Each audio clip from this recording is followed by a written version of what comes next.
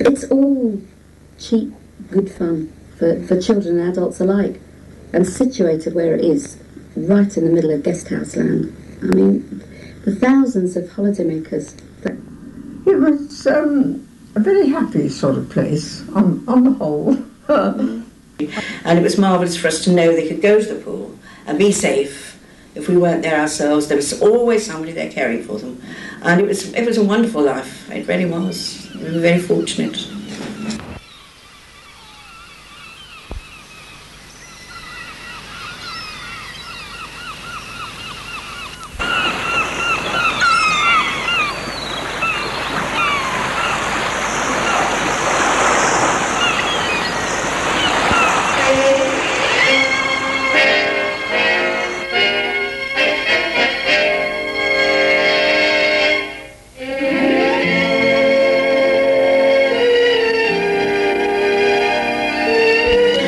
The island of Jersey has been a well-known holiday resort since the early 19th century, and being surrounded by 50 miles of coastline, the sea has been an ever-present source of danger to the islanders and holidaymakers alike.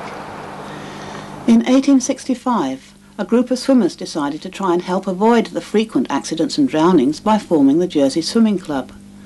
But with the tides receding up to 2 miles from the shore, there was only a limited time when swimming training was possible.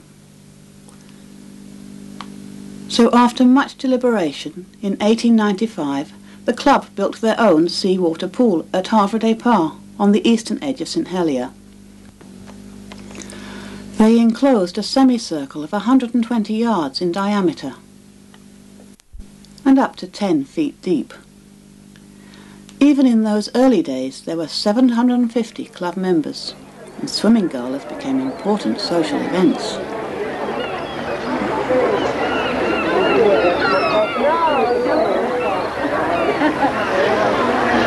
I'll tell you what, they've got one thing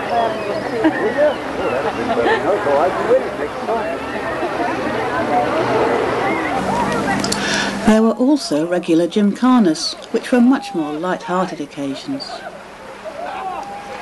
The pool was certainly large enough for water polo matches, and as well as men, there were regular ladies' teams, even as early as 1906. Right from the start, the facilities provided enabled the club to train international swimmers and divers, such as George Yvonne, Kathleen Le Rossignol and Dot Macready. These people undoubtedly helped place Jersey on the map for many sports enthusiasts throughout the world. At 16 years old, Jersey girl Jean Gilbert represented Great Britain in the Olympic Games in Berlin, and she has many memories of those days. I won all the championships, junior and senior.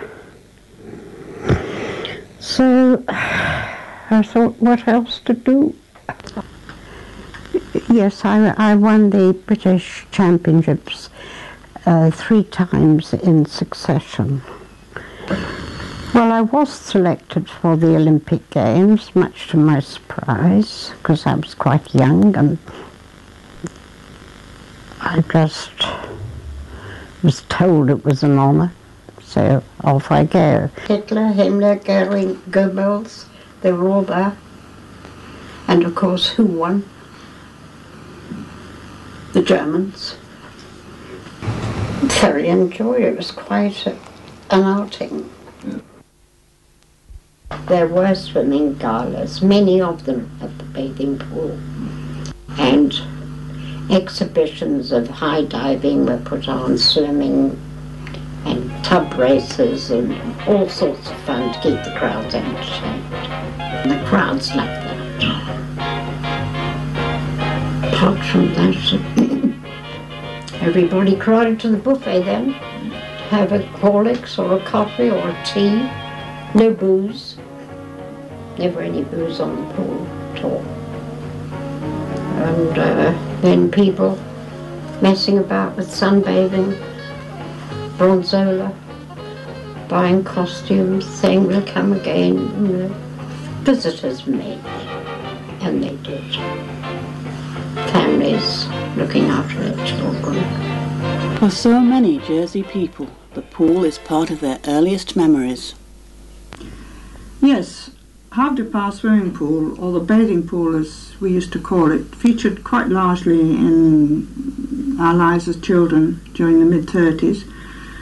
I remember going down there and paddling in the shallow end with family and grandparents. Well, my very first memories are associated with my grandfather, who was a member of the council, and I used to spend a lot of time holding his hand. And one of our regular visiting places was, in fact, the bathing pool. And that was my first memory. I can well remember watching galas sitting on my grandfather's knee. So I've known the swimming club for some years. And I remember the commencement of the occupation, because all us youngsters used to foregather at the pool. It became a place where one foregathered not only for swimming, but for all social purposes. Of course, there was a curfew, but after school, down to the pool, many of us used to go. I have happy memories of the occupation, in spite of the Germans' presence. I swam quite a lot more after the war. Bob was in the Navy, and I spent a lot of time down at the swimming club with all our friends. And it was really a lovely place for me to go then, because I would be rather lonely otherwise. Just before the war, in fact probably quite a long time before, every year they used to have dances arranged by the swimming club, presumably to raise money for the club. I don't honestly know, but it was quite a social event. And of course we couldn't do anything like that during the occupation. But afterwards we started up again, and we had some lovely dances, lovely social evenings, and we all knew each other so well, which was lovely. We had big tables, and we'd flit from one table to another, and it was really a very intimate club as far as for members, and it was so enjoyable. It was really lovely. Of course, being the only pool on the island, everybody came down there. All the schools. There were even the country schools. Some had never been in the water before. Some of the little children ones. They did, you know, in the summer they were picking potatoes and things, and they never even went on the beach, and certainly they'd never been in St Helier, and they didn't understand English.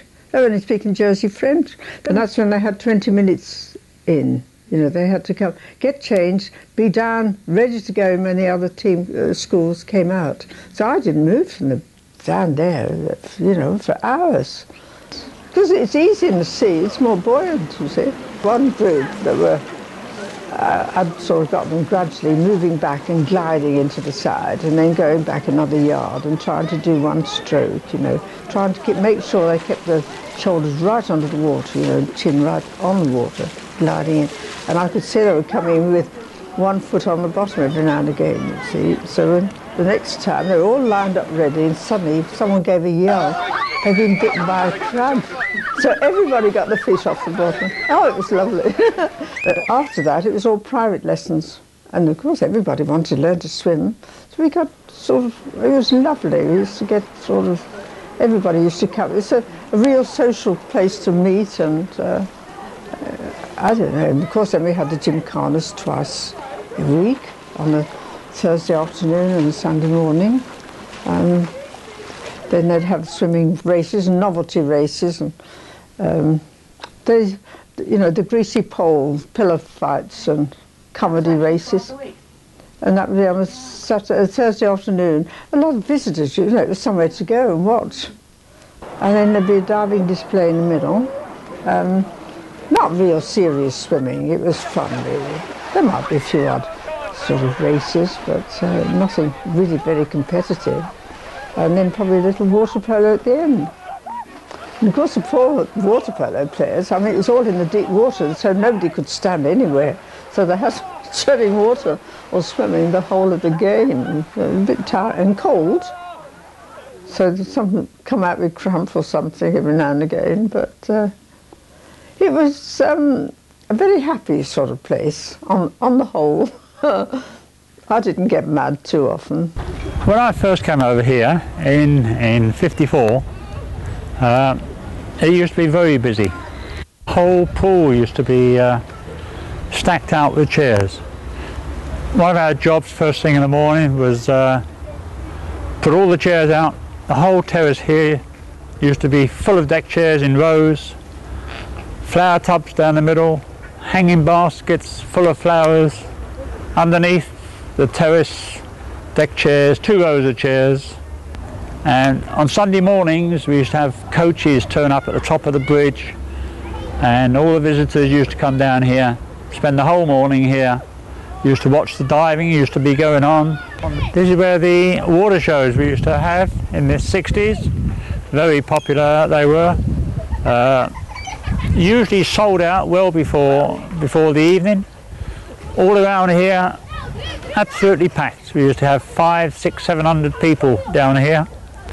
End of June, July, August was always very busy. But people say, well, why did it decline? And you think to yourself, well, really, personally I think it was the hire cars. And basically, roughly from about the mid-60s, late 60s, 70s for sure, numbers really dramatically fell down. But then again, you see, if you get the fine weather, even now, I bet you this afternoon, tomorrow, there'll be quite a few people down here.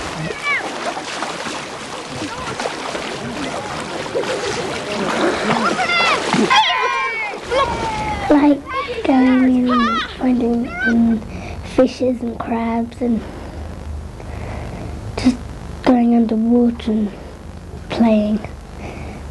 And I met loads of people down there. No, Laura couldn't in fact swim properly at the beginning of last summer. But I was quite happy to let her go in the water there because I knew that no current, she couldn't get swept out. I could have my eye on her all the time, and she was always within reach if I thought she was in difficulty. But by the end of the summer, she was swimming perfectly well without her. This was learning how we learned to swim when we were kids. We never had lessons. You just went to the beach and you kept going under the water until you managed to stay afloat. Children don't need brilliant sunshine every day. Their fun is guaranteed. A nice big tyre, a fishing pole, and please let's stay all day, Mum. It's far more important, particularly if they can get a tray of chips and a Coke while they're down there. The deterioration of the pool has gone dramatically down over the past 10, 15 years. And look at it now, it's in a terrible state.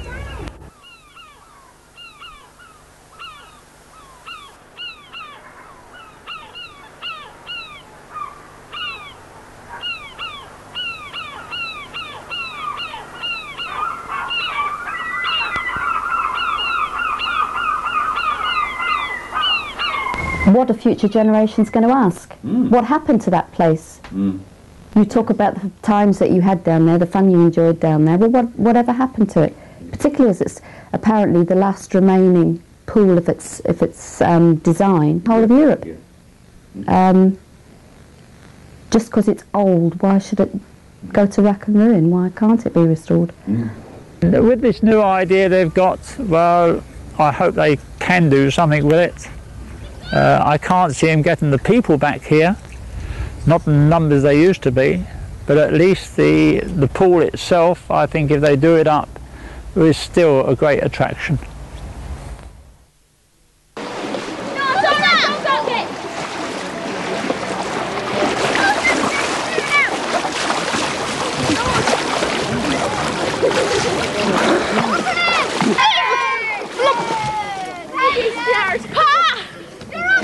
Yeah? Jump in and get this. You are.